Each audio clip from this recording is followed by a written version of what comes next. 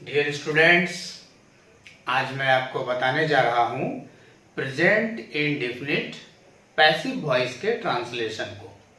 सबसे पहले आप लोग ये जाने कि आप प्रेजेंट इंडेफिनिट को कैसे पहचानेंगे। इसका पहचान आमतौर पर साधारण ढंग से इजी वे में समझने का ये पहचान है। जिस वाक्य के अंत में ता है, ती है, ते हो, रहे, वो प्रेजेंट इंडेफिनिट होता है। इससे पता चलता है कि उस वाक्य में जो काम हुआ है वो वर्तमान समय में होता है वो काम। अब प्रेजेंट इंडेफिनिट को जब आप पहचान लेंगे ता है, ती है, ते है देखकर, जैसे कि आप उदाहरण सुन लीजिए। कवि यह चाहते हैं, ते है, यह कवि के द्वारा चाहा जाता है, इसमें ता है। तो ता है, ते है, ती है रहने का अर्थ है वाक्य के अंत में रहने से कि ये प्रेजेंट इंडेफिनिट है। लेकिन एक ट्रांसलेशन एक्टिव वॉइस में है और दूसरे ट्रांसलेशन पैसिव वॉइस में है। तो एक्टिव वॉइस का रूल अलग और पैसिव वॉइस का रूल अलग होता है। आज मैं आपको पैसिव वॉइस के ट्रांसलेशन के बारे में बताने जा रहा हूं। लेकिन आप इन दोनों के अंतर को जब तक समझेंगे नहीं तब तक आप ये डिसाइड नहीं कर पाएंगे कि आपको एक्टिव के रूल पर बनाना है या पैसिव के रूल पर बनाना है। तो इसको आप समझिए ध्यान से। जो वाक्य में सब्जेक्ट होगा वो सब्जेक्ट, वाक्य का सब्जेक्ट अगर उस वाक्य में होने वाले काम को खुद करता है तो वो एक्टिव वॉइस है। लेकिन अगर वाक्य का सब्जेक्ट उस वाक्य में होने वाले काम को खुद न करे, काम किसी और के द्वारा किया जाए, तो वो पैसिव वॉइस है। मैं इसे उदाहरण देकर समझाता हूं। जैसे मैं आम खाता हूं, ताहू है अर्थात प्रेजेंट इंडेफिनिट है। अब इसमें आप देखिए, मैं आम खाता हूं, मैं सब्जेक्ट है और खाने का काम कौन कर रहा है? मैं आम खाता हूं अर्थात खाने का काम मैं खुद करता है। कहने का अर्थ है कि सब्जेक्ट जो मैं है वही खाने का काम भी कर रहा है। तो जब सब्जेक्ट खुद काम करे तो वो एक्टिव वॉइस होता है। दूसरा एग्जांपल देखिए, आम खाया जाता है, इसमें सब्जेक्ट करता है, सब्जेक्ट अर्थात कर्ता आम है। आम खाया जाता है, इसमें सब्जेक्ट है आम, लेकिन खाने का काम आम नहीं करता है। आम खाया जाता है अर्थात किसी और के द्वारा। तो यहाँ पर जो सब्जेक्ट है वो काम को नहीं कर रहा है, इसीलिए वो पैसिव वॉइस है। दूसरे एग्जाम्पल को देखें, मैं गाता हूं, मैं गाता हूं, इसमें सब्जेक्ट है मैं और गाने का काम कौन करता है? मैं। तो जब सब्जेक्ट खुद काम करता है तो वो एक्टिव वॉइस है, इसलिए मैं गाता हूं ये एक्टिव वॉइस है। अब इसका दूसरा एग्जांपल देखिए, गाना गाया जाता है, गाना गाया जाता है, इसमें सब्जेक्ट है गाना, लेकिन उस गाना को गाने का काम कोई और के द्वारा किया जाना है। गाना गाया जाता है किसी और के द्वारा, कुमार सानू के द्वारा, लता मंगेशकर के द्वारा, किसी के भी द्वारा, वो यहाँ सेंटेंस में नहीं है। यहाँ आपको देखना यह है कि प्रत्येक वाक्य में एक सब्जेक्ट होता है, एक वर्ब होता है। वर्ब ही क्रिया है अर्थात काम है। तो हर वाक्य में जो काम होता है उस काम को अगर उसी सेंटेंस का सब्जेक्ट खुद करे तो एक्टिव वॉइस है, और अगर उस काम को सब्जेक्ट न करे, कोई और करे, तो वो पैसिव वॉइस है। यह है समझने का तरीका एक्टिव और पैसिव को। तो जैसे कवि कविता लिखते हैं, कवि कविता लिखते हैं, इसमें लिखने का काम कौन कर रहा है? कवि। और सब्जेक्ट कौन है? कवि। तो जो सब्जेक्ट है वही लिखने का काम भी कर रहा है, इसीलिए ये एक्टिव वॉइस है। अब इसका दूसरा सेंटेंस देखें, कविता लिखी जाती है, कविता लिखी जाती है, इसमें सब्जेक्ट है कविता, लेकिन लिखने का काम को तो कविता नहीं कर सकता है। कविता को किसी और के द्वारा, कवि के द्वारा लिखा जाता है। तो ये पैसिव वॉइस है। अगर पैसिव वॉइस में ट्रांसलेशन है प्रेजेंट इंडेफिनिट का, तो आप इस नियम के अनुसार उसे बनाएंगे। सबसे पहले सब्जेक्ट लिखेंगे, उसके बाद सब्जेक्ट के अनुसार इज, आर, एम का इस्तेमाल करना होगा, जबकि ये प्रेजेंट इंडेफिनिट है। आपने टेंस में सीखा है कि प्रेजेंट इंडेफिनिट में सब्जेक्ट के बाद वर्ब लगता है, 1 या 5 ऑब्जेक्ट लगता है, इज आर एम नहीं लगाया जाता है, इज आर एम का उपयोग नहीं होता है। लेकिन अगर आपका प्रेजेंट इंडेफिनिट पैसिव वॉइस में है तो आपको इज आर एम का उपयोग करना पड़ेगा। तो सब्जेक्ट के बाद सब्जेक्ट के अनुसार, सब्जेक्ट के बाद सब्जेक्ट के अनुसार इज, आर, एम का उपयोग करना होगा। उसके बाद V3 वर्ब का तीसरा रूप पास्ट पार्टिसिपल लगाना होगा। और अगर हिंदी में किसके द्वारा काम हो रहा है वो अगर है, जैसे राम के द्वारा, तो by plus object, by Ram, by Shyam, by me, by you, इस तरह से लिखना पड़ेगा। अब आप एग्जाम्पल देखें।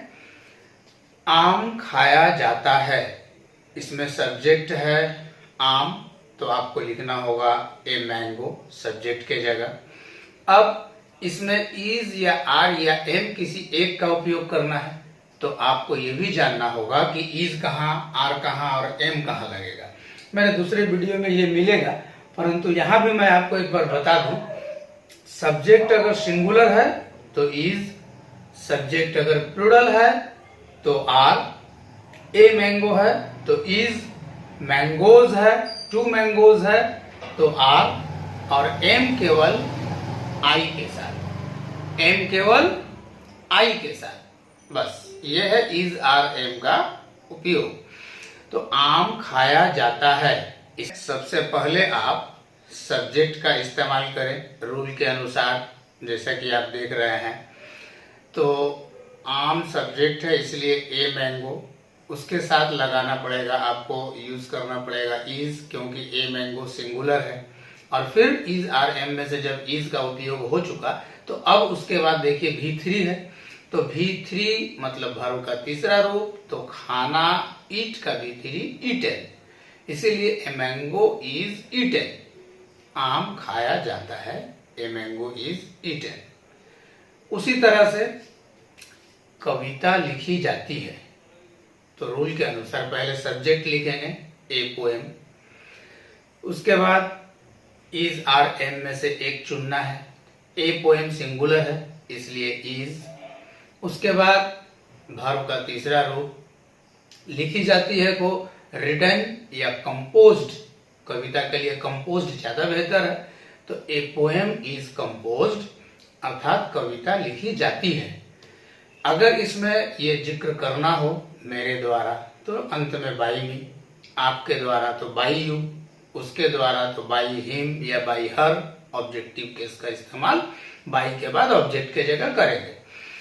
एक बात आपको और ये बता दें कि अगर सब्जेक्ट काउंटेबल नाउन है जिसे गिना जा सकता है, जैसे आम को हम गिन सकते हैं, कलम को हम गिन सकते हैं, कविता को हम गिन सकते हैं, तो जिस चीज को गिना जा सकता है उसके लिए आपको ए का इस्तेमाल करना पड़ेगा। दूध, चाय, पानी, तेल, इसे हम गिन नहीं सकते हैं, ये अनकाउंटेबल नाउन है, इसके साथ ए या एन का उपयोग नहीं करना है। क्लियर? अगर डाउट हो तो आप वीडियो को बैक करके फिर से सुन ले। और एक एग्जाम्पल है,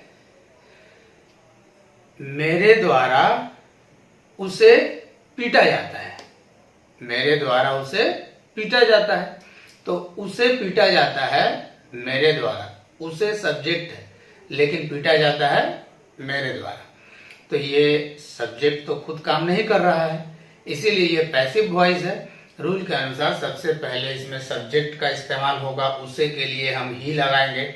सब्जेक्ट के जगह पर हमेशा नॉमिनेटिव केस इस्तेमाल करें, ऑब्जेक्टिव केस हिम सब्जेक्ट के जगह पर यूज ना करें। तो उसे के लिए हम लिखेंगे ही, ये हुआ सब्जेक्ट। अब रूल के अनुसार इसमें इज, आर, एम में से एक चुनना है, ही के साथ इज, और उसके बाद V3 पीटना का बिटन, बाई मी मेरे द्वारा। तुम्हें पढ़ाया जाता है, या आपको पढ़ाया जाता है, तो इसमें सब्जेक्ट है तुम्हें या आपको।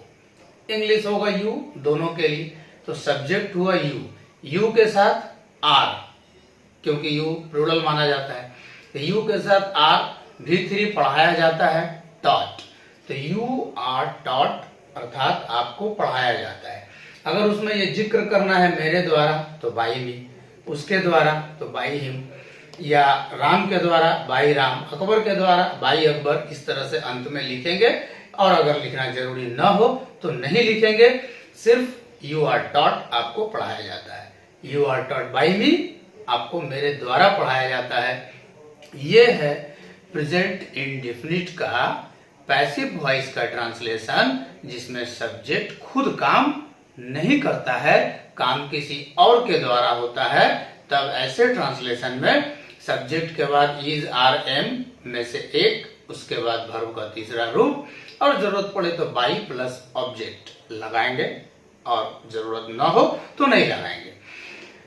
अब जरा देखें, मुझे पढ़ाया जाता है, मुझे पढ़ाया जाता है में सब्जेक्ट है मुझे, तो मुझे के लिए मी का इस्तेमाल नहीं होगा, सब्जेक्ट के जगह नॉमिनेटिव केस याद रहे तो आई, सब्जेक्ट हुआ आई, आई के साथ इज आर एम में से एक लगाएंगे, एम, जैसे कि मैं बता चुका हूं, तो आई एम।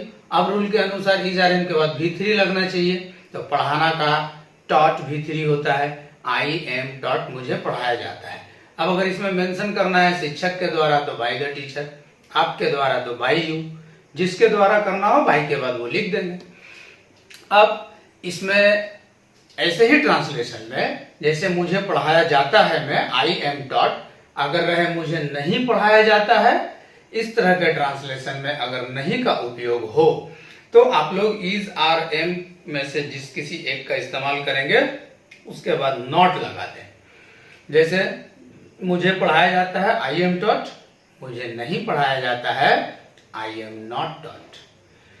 आपको खिलाया जाता है यू आर फेड, आपको नहीं खिलाया जाता है you are not fed, are के बाद नॉट लग जाएगा। रूल वही है, सब्जेक्ट के बाद इज आर एम में से कोई एक नॉट लगा के V3 लगाएंगे, और किसके द्वारा काम हुआ अगर बोलना हो तो बाई मी, बाई हिम, जिसके द्वारा हो बाई के बाद लिख देंगे। अगर इस ट्रांसलेशन के शुरू में लिखा हो क्या, क्या मुझे पढ़ाया जाता है, तो क्या मुझे पढ़ाया जाता है में सबसे पहले आप सब्जेक्ट के पहले, जैसा कि आप रूल में देख सकते हैं, is are am according to subject आपको लिखना होगा। तो क्या मुझे पढ़ाया जाता है, इसमें सब्जेक्ट है आई, अब आई के बाद जो एम लगना चाहिए था वो एम आई के पहले इस्तेमाल करें, एम आई, उसके बाद V3 taught, M I taught, क्या मुझे पढ़ाया जाता है, और क्या आपको पढ़ाया जाता है, तो यू के बाद जो आर लगना चाहिए वो आर आप पहले लगाएं, आर यू, उसके बाद V3 टॉट। इस तरह से आप तीनों एक बार में देख लें।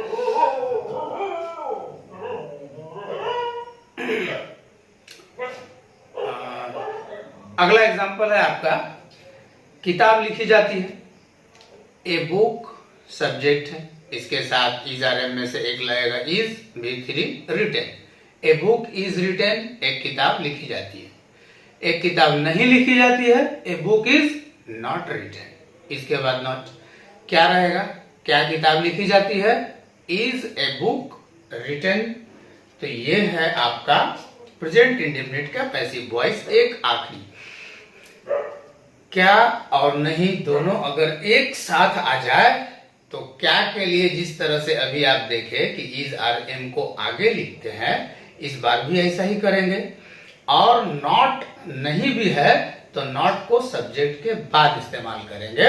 एग्जाम्पल है इस तरह से, क्या मुझे नहीं पढ़ाया जाता है, तो क्या के लिए जो हम आई के बाद एम लगाते थे वो पहले लगाएंगे, क्योंकि क्या अगर आगे है तो सब्जेक्ट के बाद जो हेल्पिंग वर्ब आता था इज आर एम वो पहले आएगा। तो आई एम के बजाय क्या वाले में हमको लिखना होगा एम आई, उसके बाद नहीं के लिए नॉट लगाएं, एम आई नॉट और V3 टॉट। क्या मुझे नहीं पढ़ाया जाता है, एम आई नॉट टॉट। एक ट्रांसलेशन को चारों तरह से देख ले। आपको देखा जाता है, यू आर सीन, आपको नहीं देखा जाता है, यू आर नॉट सीन। क्या आपको देखा जाता है, आर यू सीन। क्या आपको नहीं देखा जाता है, आर यू नॉट सीन। ये है प्रेजेंट इंडेफिनिट।